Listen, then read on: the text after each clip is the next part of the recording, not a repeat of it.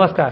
आज तुमचा संदीप आलाय एका महत्त्वाच्या विषयावरती स्वतःचं मत मांडायला आणि तुमचं मत जाणून घ्यायला.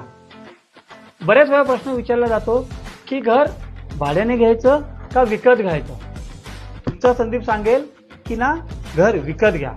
त्याच्या मागची मी कारणं तुम्हाला सांगतो.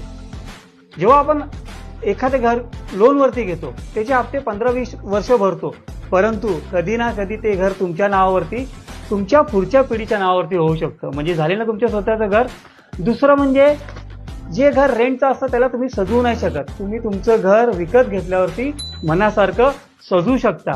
रेंटचं घर असल्यामुळे दरवेळी तुम्हाला शिफ्टिंग करावी लागते, म्हणजे तुम्हाला शिफ्टिंगचा त्रास, त्यामुळे होणारं नुकसान हे सगळं वाचू शकता.